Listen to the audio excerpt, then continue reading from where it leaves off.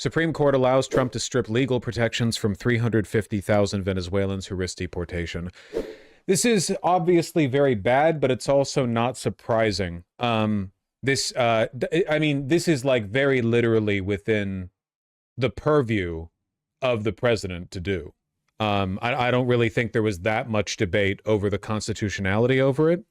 What was the vote? I think it was 8-1 with Jackson being the one dissent. Yeah, with only one noted dissent.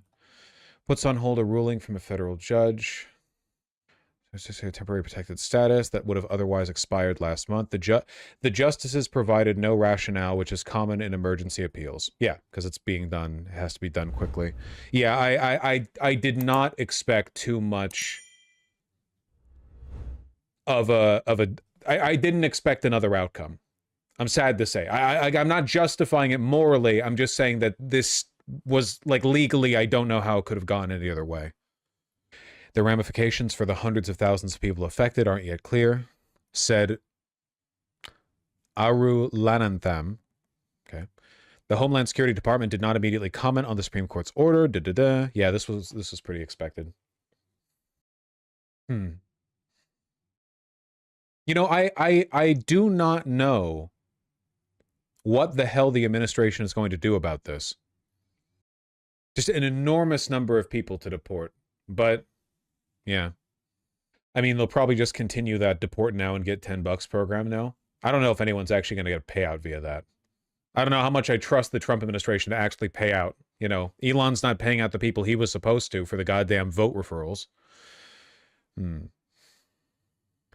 single largest action stripping any group of non-citizens of immigration status in modern U.S. history, said Arulanantham, one of the lawyers representing Venezuelan plaintiffs in the case. The problem here is that the Biden administration did allow a lot of people into the country based on the, like, through temporary protected status. But the issue was this was done without Congress authorizing more funding for the immigration courts. So you have this weird situation where, like, relative to our population, the number of immigrants coming in is not that crazy, like in a historical context. But the number of people who are in here on like a shaky legal grounds is, because we're not properly funding the legal process for getting people's migrancy applications or refugee status or whatever put through. So this was never a very stable ground. Or their, like, the writing was on the wall for this one, basically. Yeah, if the power comes from the executive, you know, it's pretty easy to undo it. Especially because it kept getting extended. Trump has already said, what the fuck, we would have to have millions of trials. Well, it's just, we've been in a weird, like, limbo place with our immigration system for too long, you know?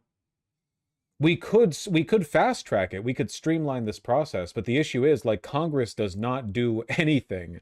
And Congress, well, up until Trump at least, had the power of the purse. So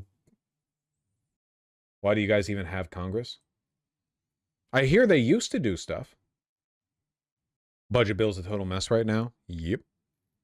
We have millions of trials every day. We have trials. You have any idea how many traffic tickets are heard in court every damn day? The issue is, unfortunately, like, very much like our educational system, our judicial system is in need of an overhaul. The fact that, like, 90% of criminal trials end in a plea deal rather than a full trial is pretty insane. Like, it takes so long.